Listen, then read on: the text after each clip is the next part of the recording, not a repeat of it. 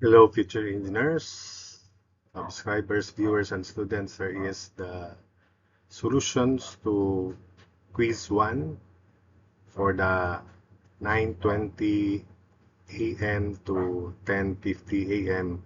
MW class. So this is the first problem. Refer to the figure shown and answer the following. What are the direction cosines of f? Let's focus first on part A. So given f in vector form 20i plus 10j minus 10k, then we can transform this into its unit vector, and the corresponding coefficients of the unit vectors would be the direction cosines. Remember, cosine theta x is fx divided by f. So this is the unit vector, the vector f divided by the magnitude of f, square root of 20 squared plus 10 squared plus 10 squared. So simplifying, it is square root of 6 over 3i plus square root of 6 over 6j minus square root of 6 over 6k, where square root of 6 over 3, square root of 6 over 6, and negative square root of 6 over 6 would be the direction cosines of f. So that's why cosine theta x is equal to square root of 6 over 3, or 0.8165 to 4 significant figures. Cosine theta y, square root of 6 over 6, so 0.4082. And cosine theta z is negative square root of 6 over 6, so negative 0.4082. Then we proceed to part B. Determine the components of a unit vector parallel to line AB that points from A to B. So that components of unit vector parallel to line AB would be the unit vector of AB. And the unit vector of AB is simply position vector AB divided by the magnitude of position vector AB.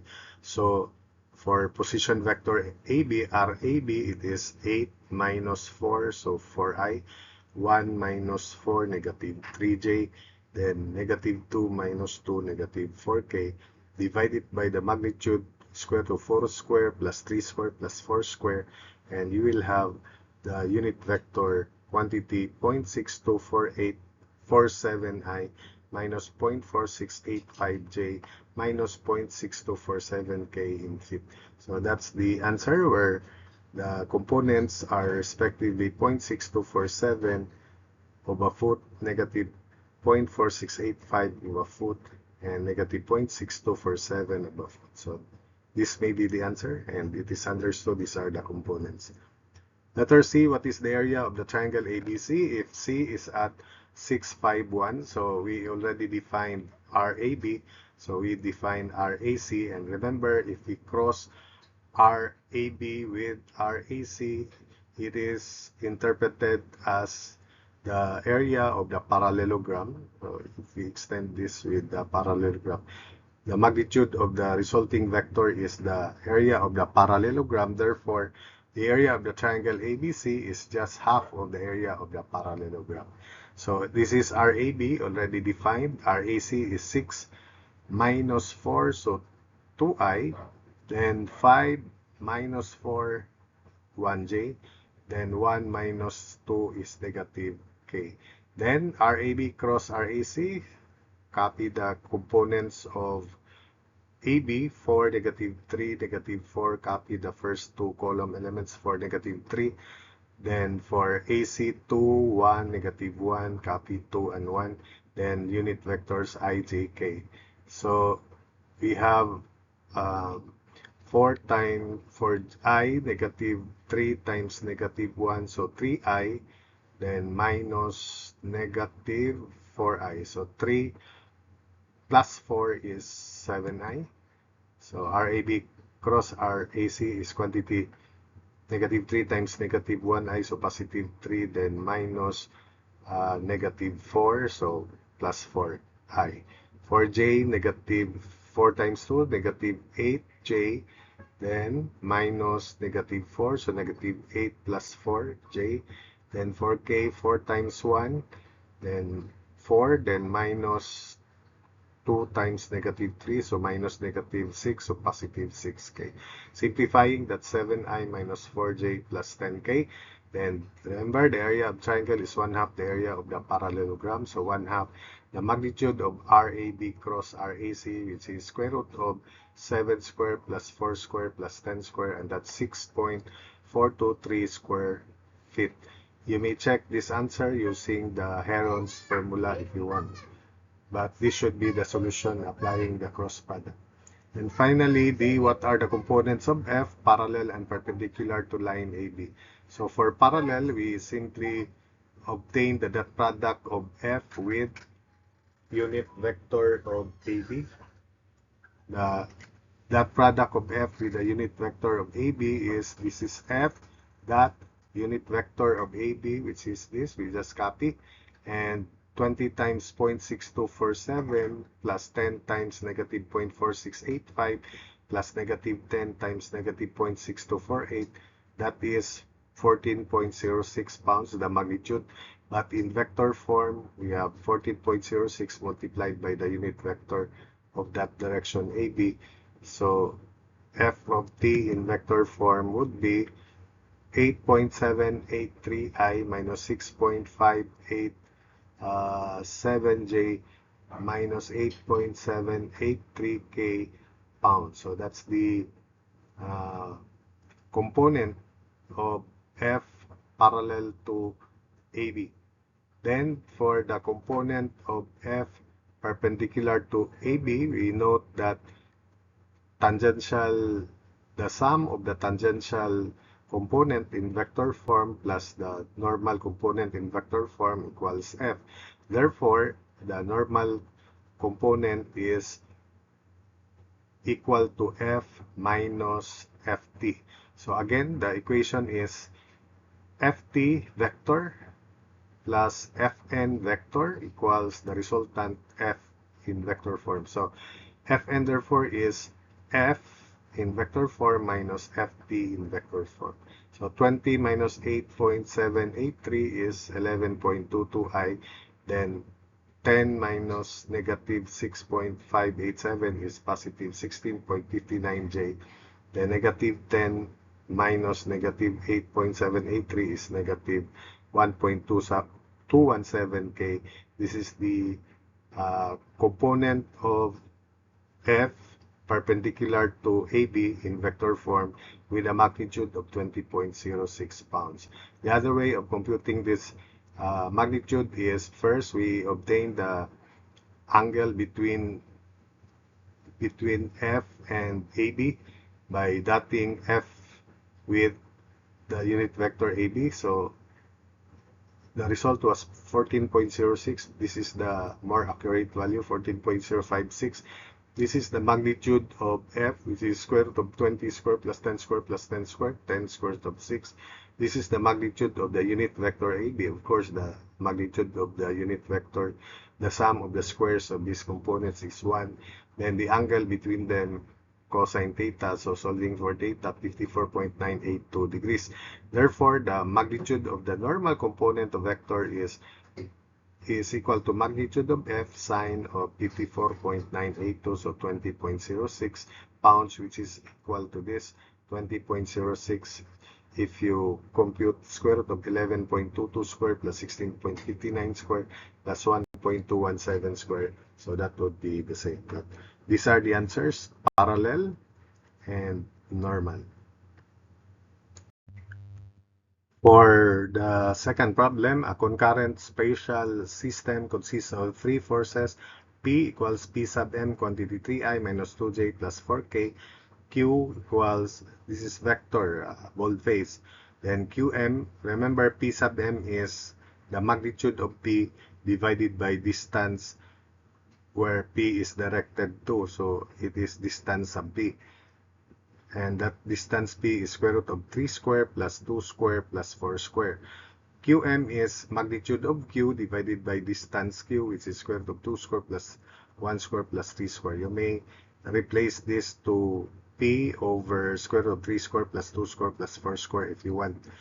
T is magnitude of T over square root of 4 square plus 1 square plus 2 square if you want. Held in equilibrium by a fourth force, that's why this is the resultant, 185 I plus 15J plus 70K. In other words, this is the equilibrant. All in newtons. What are the magnitudes of P, Q, and T? How about the angle between P and T that is obtained by dotting P with T and vice versa? What is the scalar component of T in the direction of P cross Q? So we first define P cross Q and we compute the scalar component of T with that resulting vector by obtaining the dot product T dotted with this another vector. So the component is obtained by dotting T with this direction. So in other words, it is magnitude of T cosine of the angle between T and this vector here. So let's focus first to the first question. So I will not change this to P over square root of 3 square plus 2 square plus 4 square. I just consider the components of the forces in terms of the force multiplier. We call this force multiplier. So P is, we have summation forces X equals Rx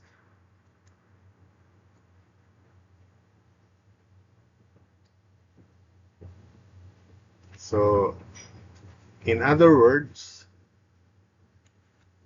because this is the fourth force, so it means Rx equals this X component of force. So that is 3 PM, summation forces X equals Rx, 3 times P sub M, that's the X component of P, plus 2 times QM, that's the X component of Q, plus 4 times T sub M, that's the X component of T, is equated to the X component of the resultant, which is 185. Call that equation 1. Then negative summation forces Y equals Ry, negative 2 P sub M plus Qm times 1, so Qm, T sub M times 1 Tm equals Y component of the resultant 15.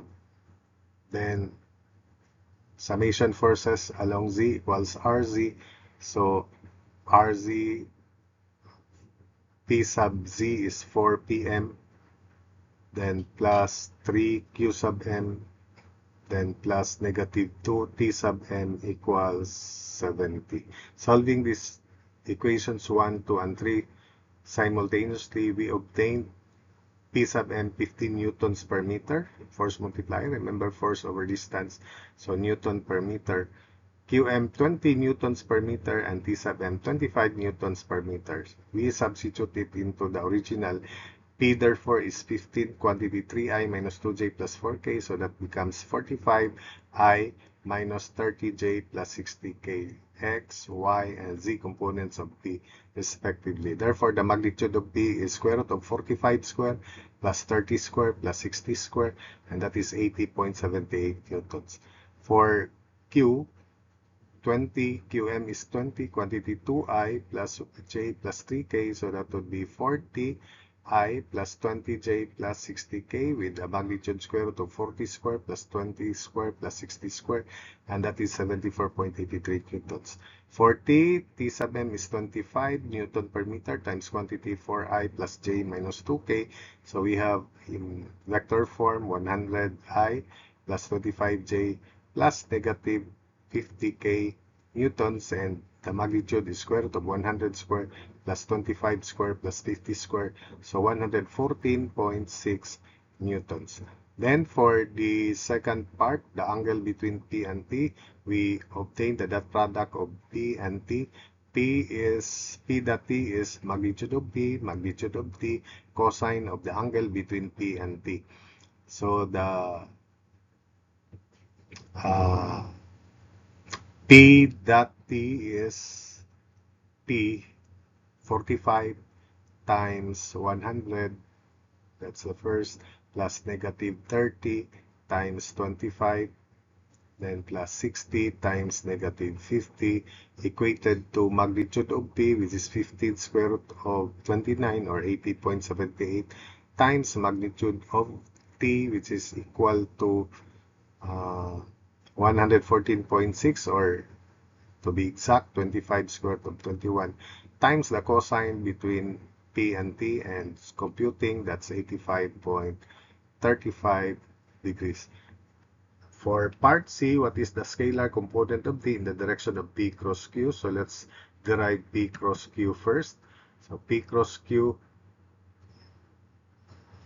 supposedly is, if we obtain the dot product of T and this vector, or vice versa, because that product is commutative, it is also P cross Q dot T.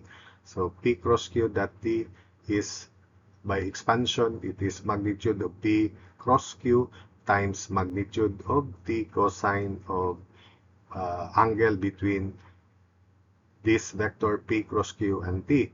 And if I called it beta, then take note that T cosine beta is the component of T in the direction of P cross Q. So this is the component T cosine beta. Therefore, the formula for P component of F in the direction of P of Q is equal to, it's the same as this, P cross Q divided by the magnitude of P cross Q. So that's the unit vector of P cross Q, then that T. So remember, that's vice versa because that product is commutative. So I'll just rewrite it as T dot unit vector of P cross Q. So that's the component of T in the direction of P cross Q. So this is the component of T, which is the component of P cross Q first, which is P cross Q from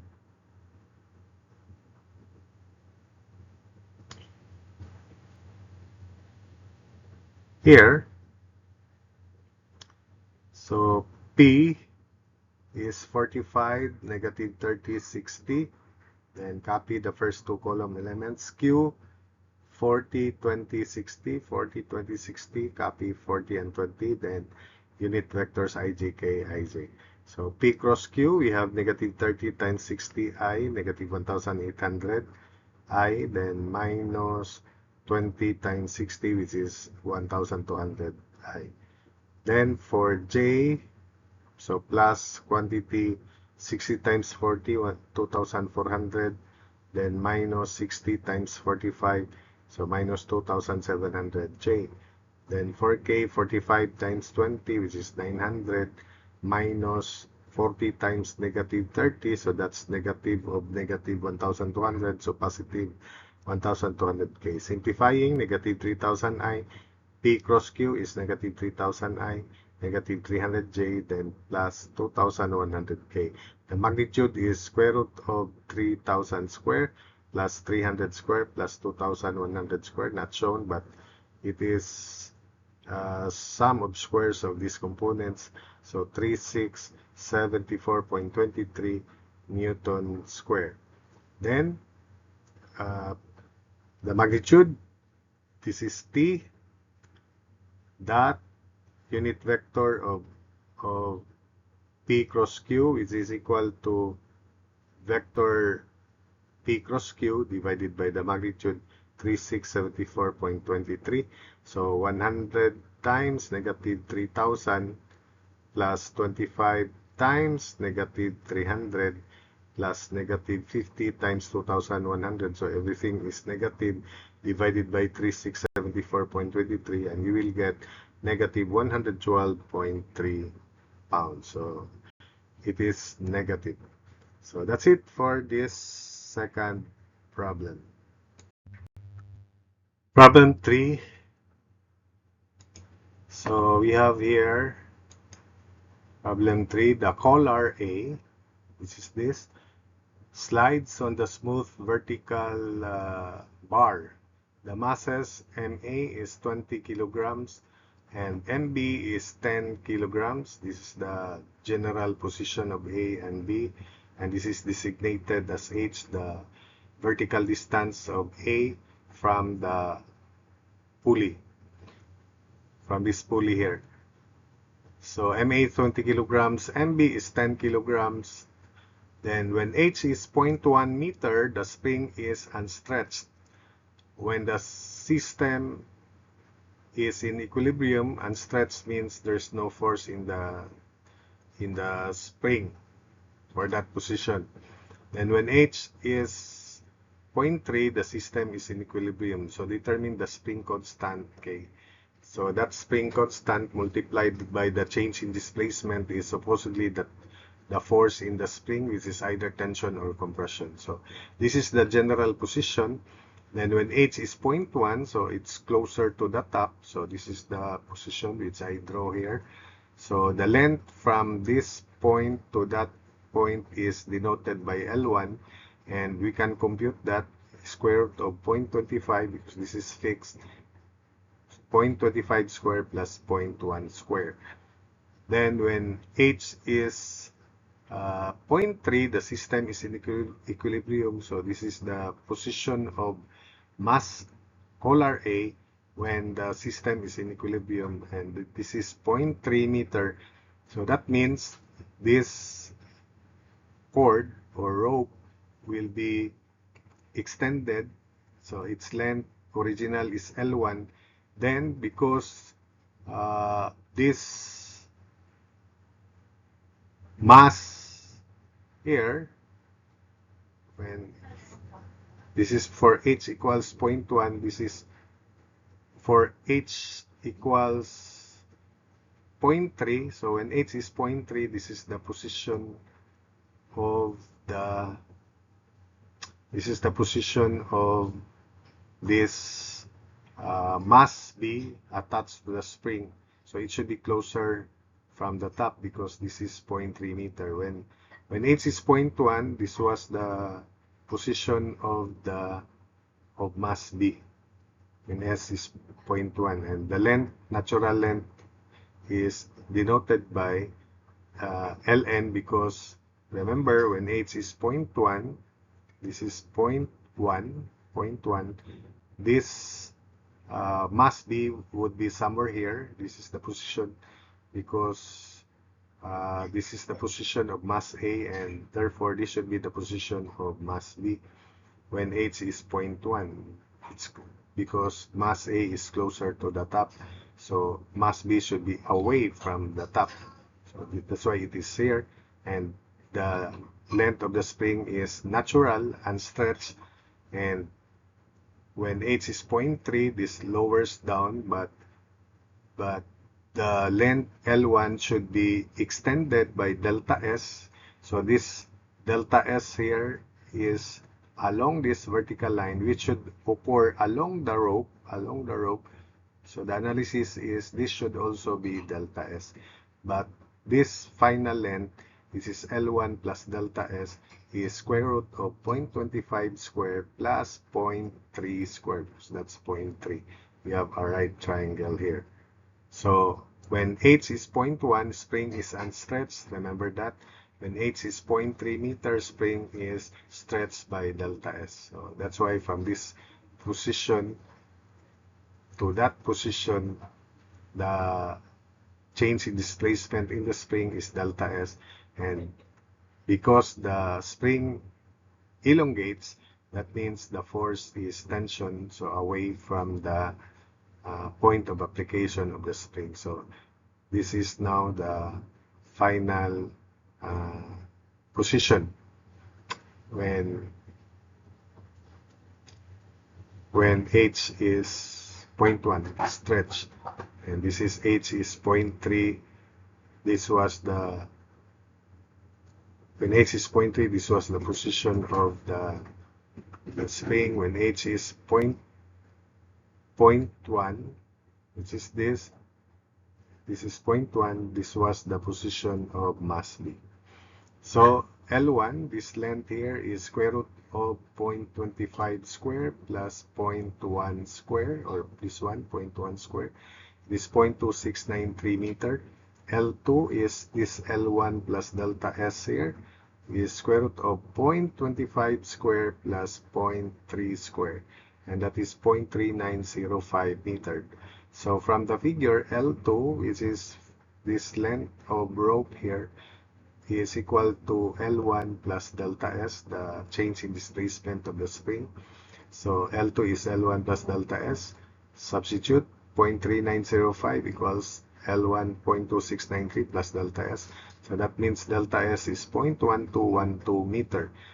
Then at A, position 2, this is position 2A, this is the tension. So this is the vertical component, and that's the normal reaction at 2. So we just compute T sub 2 summation forces Y equals 0. So T sub 2, the vertical component of T sub 2 is 0.3. So T sub 2 times 0.3 divided by length L2, and L2 is 0.3905. So in other words, this is the vertical component of tension 2. T sub 2 times vertical component of distance 0.3 divided by distance, which is 0.3905, and that is equated to 20 kilograms times 9.81. So computing for T2 to 255.4 newtons. Then at B, at position 2, this is B position 2, we have tension 2, which is 255.4. Then weight of body B, which is 10 kilograms times 9.81, and the force in the spring, which is spring constant times delta S, because from this position to that position the spring stretches, so the force in the spring is tension, so K delta S. So T2, 255.4 equals 10 times 9.81 plus spring constant K times displacement delta S, 0.1212. Computing for K, it is 1,298 newtons per meter. So for the last problem, problem 4, the resultant force of the 4 forces shown is directed up and to the left with a magnitude of 380 newtons and slope of 4 vertical and 3 horizontal. 4 vertical to 2 horizontal to 3 horizontal. Find Q and theta and the components of the 720 Newton force with respect to the U and V axis. So first, let's find Q and theta. So take note that this is the resultant. It has a magnitude of 380 newtons and with slope 4 vertical, 3 horizontal up to the left. And therefore, this is 5. So that means Rx equals summation forces X, and it is negative 3 because it is leftward 380 times negative 380 times 3 over 5. That's the X component of the resultant. So summation forces X equals Rx. The sum of the X components of the 4 forces would be, for 540, it is positive 540 cosine of 35. It is directed rightward, so positive. 720 is directed up to the left, so its X component is negative, opposite to 20, so negative 720 sine of 20 degrees. Then the X component of 754 is also to the left.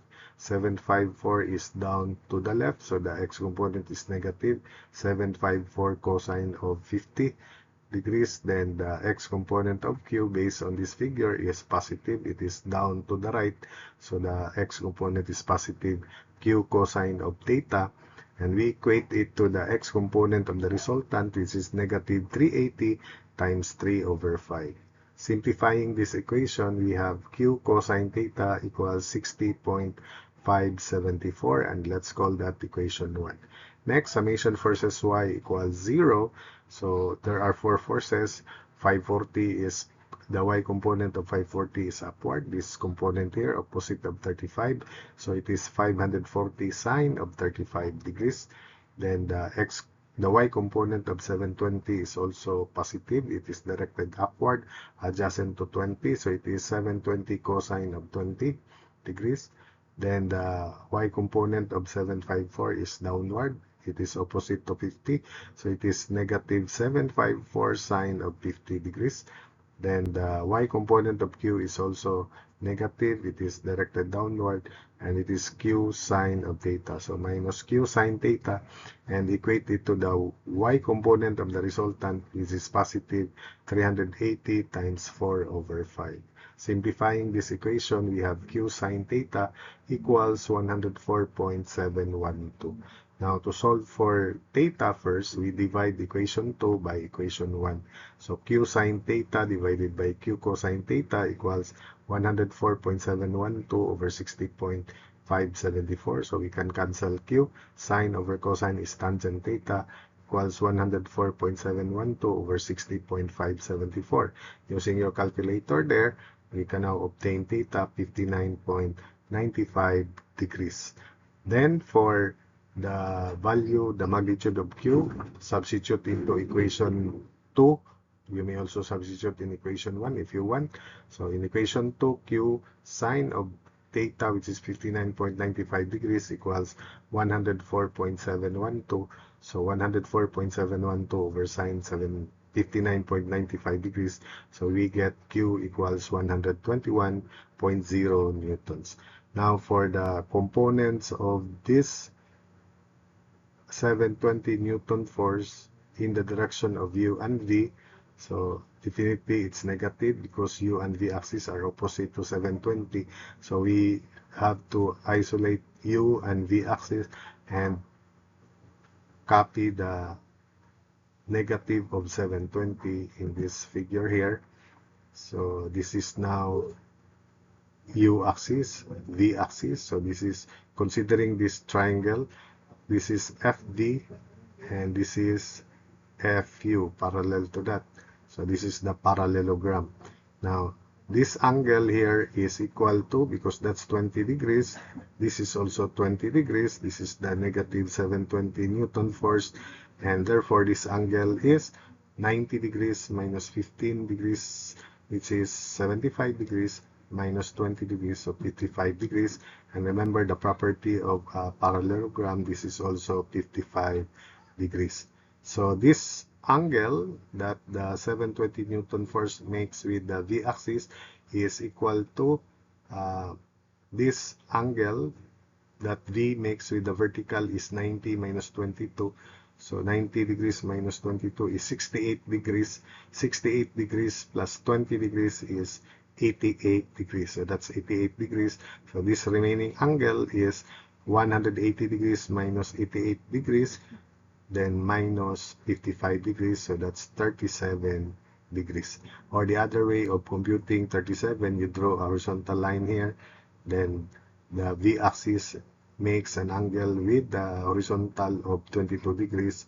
And the u-axis, because this is u, makes the angle of 15 degrees with horizontal. So that's why 22 degrees plus 15 degrees is 37 degrees as shown here. Then by sine law, FU as to sine 88 equals FV as to sine 55 degrees equals negative 720 as to sine 37 degrees. So from there we can solve FQ. Negative 720 sine 88 over sine 37 degrees. We get FU equals negative 1196 newtons to 4 significant figures.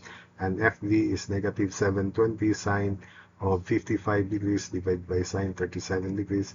So it is FV negative 980.0 newtons. The other way is just focus on 720 and imagine that is FU and FV. So the resultant of, it's like the resultant of FU and FV is 720 directed up to the left 20 degrees. So that is summation forces X equals X component of 720, which is negative 720 sine of 20. So this is the alternate solution. So the X component of FU, imagine that this FU is positive FU cosine 15 degrees. The X component of FV is negative, it is to the left.